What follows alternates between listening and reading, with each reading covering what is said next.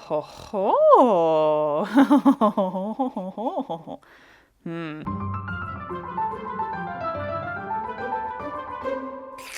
So, I said in my last project that it was going to be the last project in this studio. Turns out I still have time.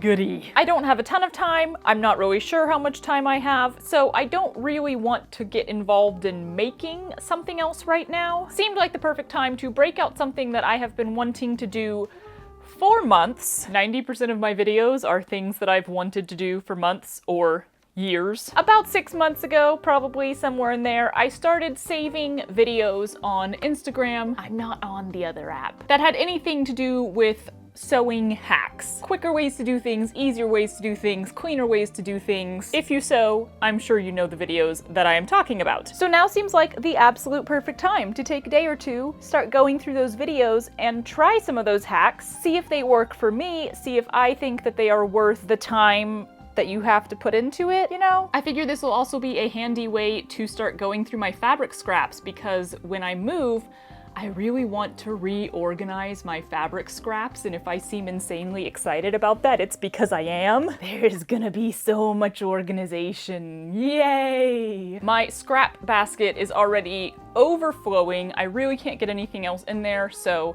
something's gotta change, but I can just use a bunch of scraps to do these hacks, so now's a great time to dump all of those scraps, well, not on the floor, because I don't want them on the floor, on a sheet, probably on a sheet, and start digging through them. So before I start looking through my saved videos, let me do that. But first, a quick word from our sponsor.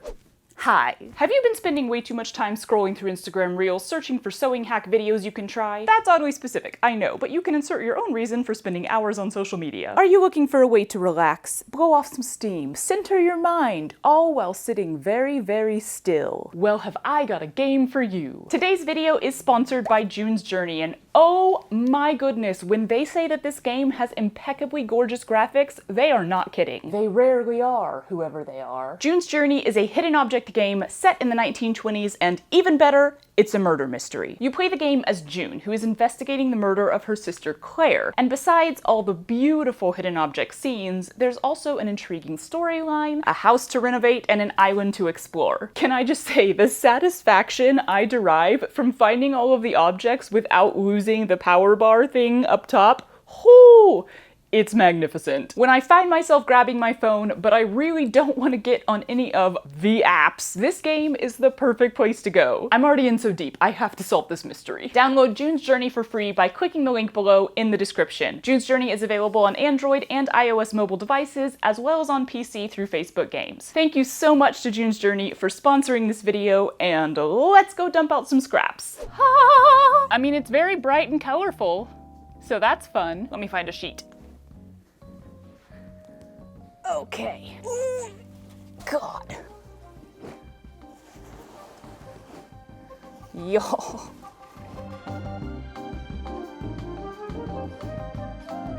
That's a lot of fabric scraps. I can definitely tell that like 2 years ago when I started this, I was just throwing every little bit together. Now I have like bags of tiny scraps like this. That's why I want to go through all of this, but that's not this video. That'll be maybe another video. I don't know. For now, I just want to have stuff to use. It is fun to go through your fabric stash. It's a lot of memories. It's almost like going through everything you've ever made. But like I just said, that's not this video. So let's go watch hacks.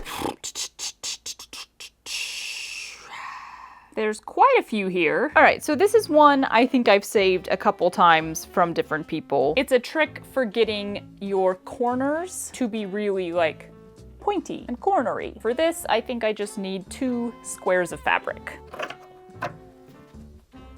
Back to the stash. I kind of like just having a big pile of scraps on the floor. All right, so we're doing this like you're sewing 2 pieces together, much like I do on pinafore bibs, where I don't always get very nice sharp corners. So this could be good. So for starters, I need like a separate piece of thread. You know what? I do have a stretch needle on here. Why are you getting so dark? Please don't be dark like that. Dude, every time. The whiteness of my sewing machine makes my camera think it should get super dark behind the sewing machine. Should I paint my sewing machine black? Would that look terrible? Let me see if I can fix this lighting issue. It's about as good as it's gonna get. So you sew up to the corner, then you take your piece of thread, put it between the 2 layers, sew over it one more time, then spin.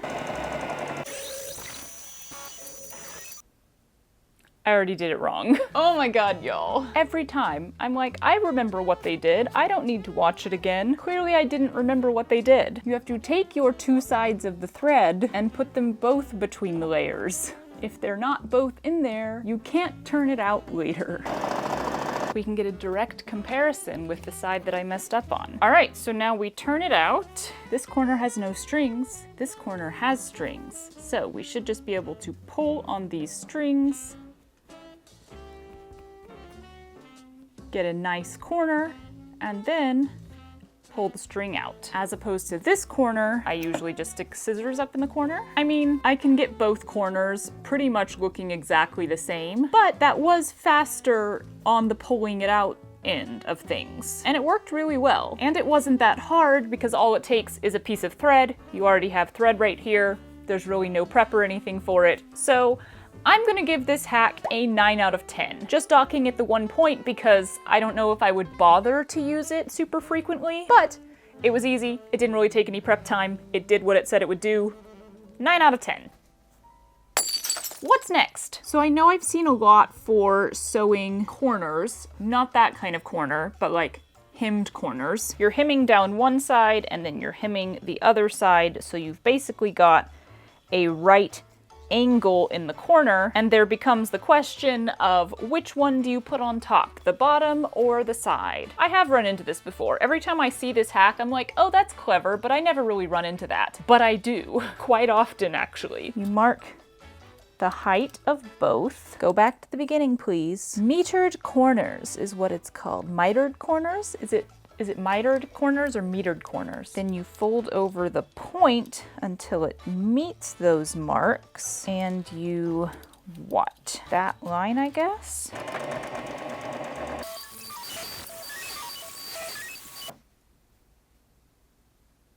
I did something wrong. Alright, so apparently the theme of this video is going to be Charlie does it twice because the first time she did not fully follow the instructions. I put my stitching on the outside because I didn't fold it correctly, but theoretically, I get it. I am gonna do it again now. Why do things one time when you could do them wrong the first time and then have to do them again? Isn't that more fun? We fold it with the right side together. What? Oh, look, the seam is on the inside where it should be. That is what it should look like. Yay! Okay, that is really nice. 10 out of 10. We'll definitely be putting this into use. Hold me to that. Next! All right, here's a hack for like doing a rolled hem for you nice and evenly using a piece of cardboard. It's gotta be pretty thin cardboard, like food packaging cardboard, I think is that size. Let's go see what I got. I have a greenie box.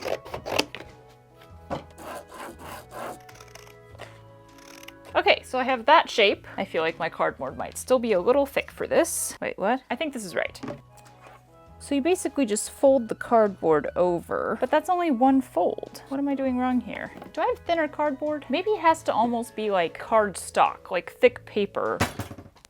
And apparently dropping my mic pack right there made it turn off. Not that I noticed for the next 20 minutes. So I'll just be voicing over the remainder of this particular hack. The best weight of cardstock I could find in the house was a meal kit recipe, not a sponsor. So I remade the little foldy thing out of that and gave it another go. It was at this point, after watching the video so many freaking times because you can't just pause a reel to look at something closer, that I realized they were only folding the fabric over one time, which like, really? I thought this was for a double folded hem. So I did it the way they did it with a single fold and it immediately sewed on a diagonal. But once it like settled in, I must admit there was a very nice straight seam and an even fold. So I tried it again on a less wrinkly piece of fabric, double folding it this time because seriously, why would I need just a single fold? The results were not terrible. Gave it one more shot on a long strip of fabric and yeah, I had to bump up my original grade of 5 out of of 10 to a 6.5 out of 10 because it does kind of work. It's just, you gotta prep it and you need to have just the right weight of cardboard or cardstock around, and you still have to fold the fabric over manually before feeding it through the cardboard thing. So is it really easier than just doing it normally? Jury's out.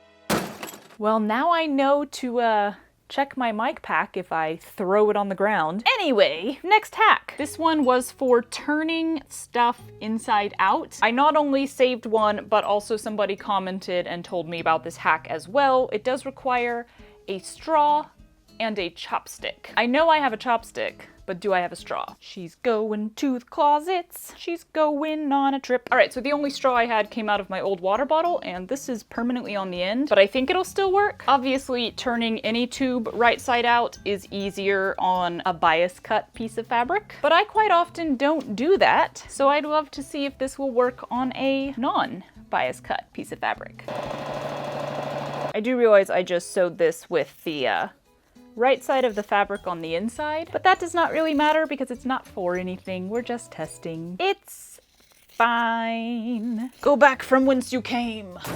So you put the straw inside the fabric tube, then you take the chopstick and push the end.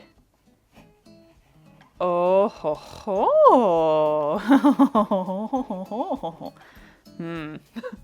I've run into a problem. I need double chopstick.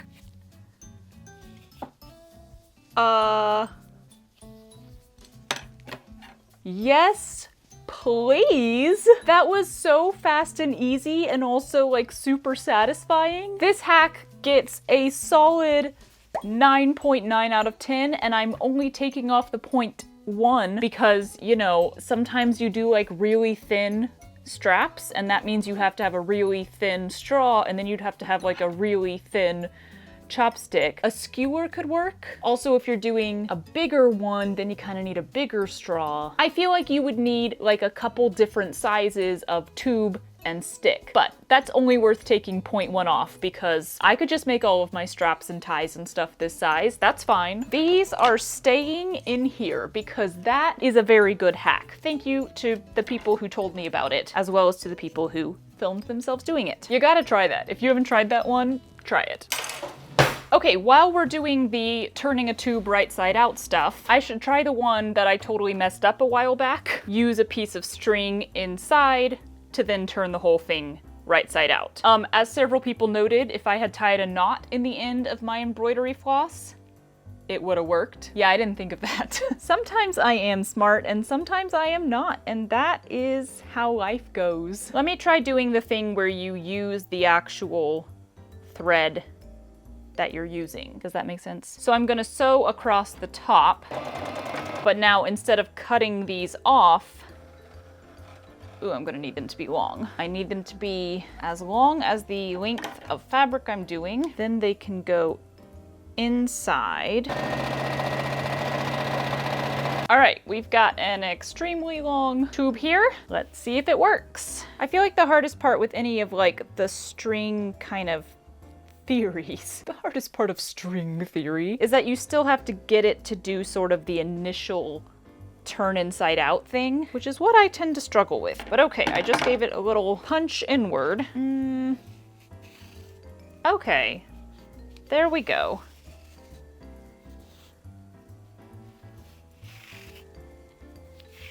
So once you get it started, it's pretty fast. It's not nearly as satisfying as the straw was, so it gets an 8 out of 10. That was still way faster to turn something that long, not cut on the bias, not a stretchy fabric. I have spent like 15 minutes before trying to turn something like that out, and that took me like less than 2. Definitely gets points for that. What's next? Ooh, the zigzag method for gathering. Just kidding. I'm not gonna stop saying gathering. I'm sorry if it bothers you. It's my accent. I'm aware that it's spelled with an A. I'm aware that it's pronounced gathering. And I don't know why I have that accent. I think everyone in my family does. We've always said gather and gathering. But thank you to all the people in the comments who made me feel super self-conscious about it. Really made my day. Okay, so this is putting a cord of some kind. I'm gonna use embroidery floss, because why not? And then sewing a zigzag stitch over that cord so you can just pull the cord to gather up the fabric at the end. Ooh, I think I should be doing this taller. So I did like the number 6 height so that it would definitely cover the cord. These stitches are janky. Yeah, so I don't see any place where I sewed through the embroidery floss. So theoretically, this should work. And then we just pull. Okay, so, oop. It's great until you let go of the other end. Yeah, solid 10 out of 10. That was so fast, so easy, and now it's so easy to adjust. You could even just take your cord, and if you know I need 20 inches, you can tie a knot on one end, measure the cord to 20 inches, okay, that's here, tie a knot here, and then you can just spread out all of your gathers. Oh my God. 10 out of 10. I can't think of a downside. Give me a second, I'm good at thinking of downsides. If you were doing something giant, like my 50-foot patchwork tiered dress hem thing, you would need a lot of cord. But embroidery floss already comes pretty long in a skein and it's already all wound up for you, so it's really easy to just hold on to it here as you're sewing. And I did that really fast and without very much precision, and it still worked. I'm not even gonna take off a 0.1. It still gets a 10 out of 10.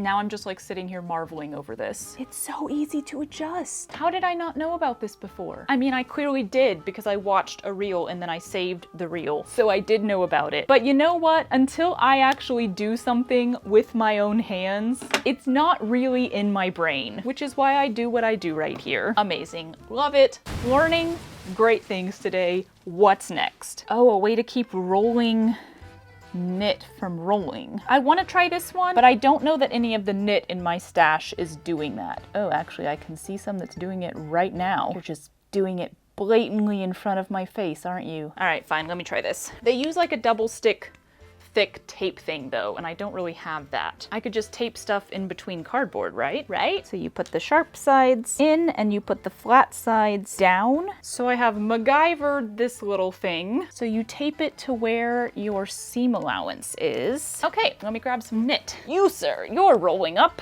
See that? Look at the way it's rolling up on the edge. How annoying.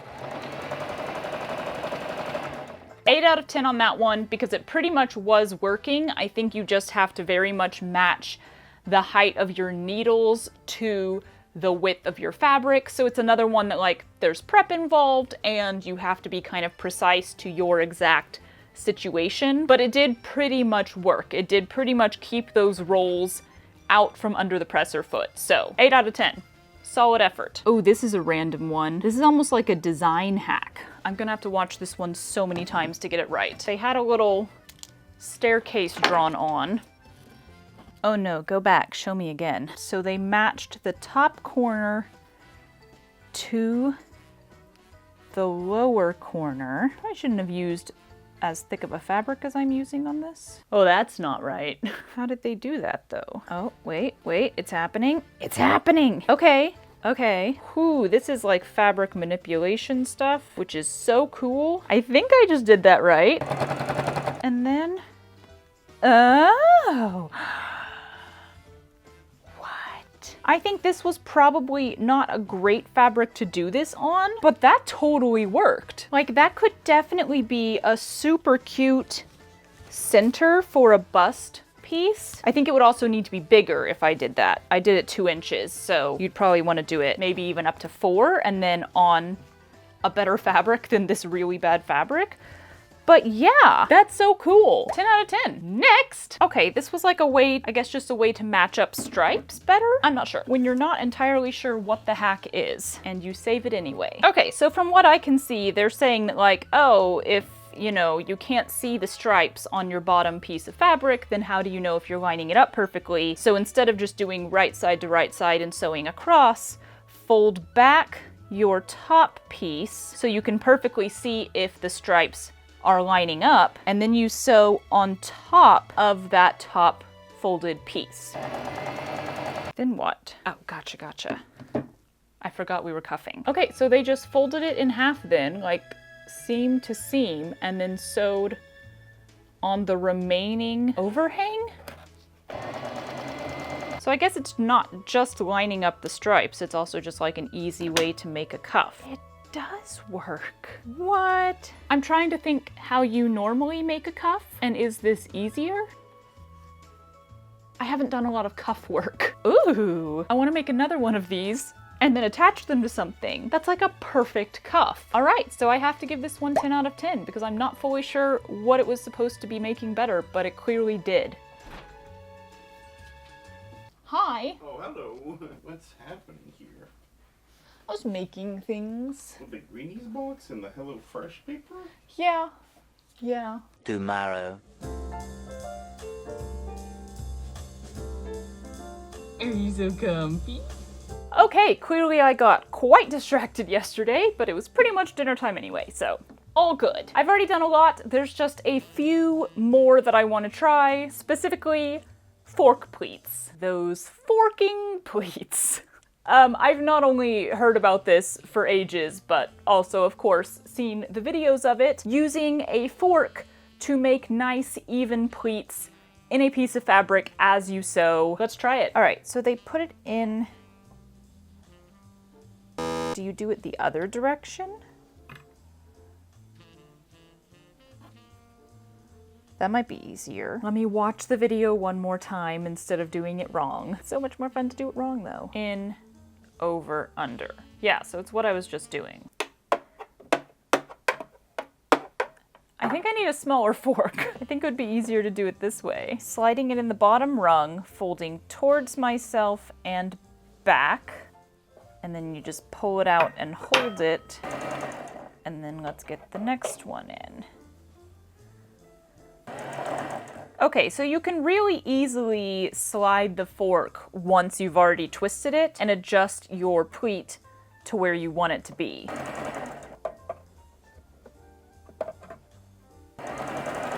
I think that was enough of a test. They're all pretty dang even. It was slow for me, but I was doing it with my left hand. But yeah, I think if I was going to be adding like a pleated ruffle to the bottom of a skirt or around a sleeve or something, and I had, you know, the 3 times the material that you need for a knife pleat, yeah, I could see this being faster than laying out the whole piece of fabric and sitting there and marking all the 3-inch marks and then folding it all together. Sure, I give it a 7 out of 10 because it's still like a little clunky. It's almost like a skill that you'd have to practice to actually be fast at it, but it's clever and it's pretty fun to do. I do recommend giving it a try. Okay, this one is not something I really do much because it's kind of like how to sew a bag, and I don't really sew bags, but it's clever and I'd like to try it. All right, so I have a rectangle of fabric. It's incredibly wrinkly. I'm not turning on the iron to try out sewing hacks, sorry. And then you fold it a specific way. One, that was very fast, but I think I know what she did. So I'll fold wrong side to wrong side and then fold panels back in the other direction, like so. So you basically have that shape, but squished together. And then you sew down the sides, and theoretically, you've created a 3D bag kind of shape, a vessel. Ah! So if this was like a really stiff material, or if I had interfaced it so it would stand up on its own, I mean, I don't even have to do that. I could just put a zipper in the top and it's a bag. That's clever. Again, that kind of falls into the world of like fabric manipulation. Fold here and there and then sew it and you have something else. Could I also wear it as a hat? Fashion! Okay, anyway, did I grade this one? I can't remember. 10 out of 10. Okay, so this one barely warrants an explanation. If you're adding bias onto something, you sew it together generally just in a straight line in the back and you just have that straight seam, but you can make a diagonal line instead. I'm not fully sure why this is better, but you just stack your pieces on a right angle, sew on a diagonal, and your bias would have a diagonal line like that. Oh, you know what? I guess what it does is it makes it less lumpy, because instead of folding your bias in half and just having all of your seam allowance clumped on top of each other, now your seam allowance is at a diagonal, and so it's not ending up all in the same place under your seam. Okay, I see the use of that. 7 out of 10. Handy, but like not so handy that I'd remember to do it frequently. Also, these grades are just completely based off of my own likelihood of using these hacks, so they're not personal towards any hack. What really works well for one person may not work as great for another. And that's cool, but that's why I wanted to try all these things. Last one harkens back to our little cardboard thing, so let me go. Ah, dang it, my recipe is gone. I used it to scoop up a spider this morning. Good thing I have like 1,200 more.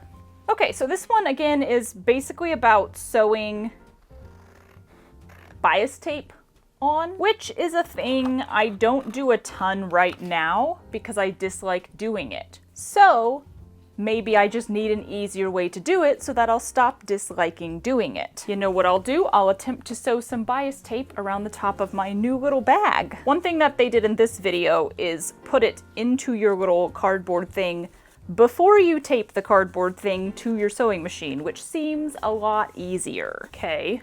Ah, why is taping so hard? All right, wish me luck. Nothing moved. Nope. Nope. Y'all, it's too much. You have to like keep an eye on the bias tape to make sure it's pre-folding before it goes into the cardboard, but then you have to keep an eye on your piece that you're sewing it to make sure that it's staying in its proper place, but then like it won't move through here unless I literally pull on it, which like maybe if I was using thinner fabric it would be better, but yeah, nope, that's folded over, that's coming out. I mean, here's the thing, it's a really nice clean seam. I see the appeal here, but you're having to juggle so many things while sewing. Again, you had to make something to just the right size. You have to have just the right size of cardboard or cardstock. This fabric was clearly too thick, so it was getting stuck. It just seems easier to me to pin it and then sew. I think my personal preference is putting more time in pre-machine, and then when I get to the machine, just being able to feed it through as fast as possible. So for that reason, I'm gonna have to give this one a 4 out of 10. Is it really an easier solution? Debatable. I'm gonna wrap it up there. To recap, the straw and the chopstick, gathering by sewing a zigzag over a cord. I think those were the two like revolutionary ones for me. That was fun. Thanks for joining me as I learned a little something new. I feel like you see these sewing hacks when you're online and you're just like, cool, and you save it or you log it away in your brain, but then when you're actually sewing something, it's hard to be like, wasn't there like a maybe faster way to do this? Should I try it right now? I don't know. So it was really nice to just sit down and try a bunch of them at once so I know during the next project which ones I want to put into use. And hopefully that helped you make some of those same decisions. So, not much has situationally changed for me though, because it's been like 24 hours. I feel like I'm gonna end up making another project before we leave this house. Because here's the thing, moving sounds so looming in my head, like packing everything sounds so big and difficult, but I have packed and moved so many times in my adult life. So if I just take a second to think about it and tell my brain to remember past experiences, then I become aware that it will really only take me like a day to pack the entire house. Maybe 2 if I'm feeling exceptionally like lazy and distracted. So what am I gonna do till then? Probably sew something else. So, you know, watch this space. And don't forget to download June's Journey with the link in the description and start playing today. What are you? No. So I'll fold right side to right. No. God. Hello, house.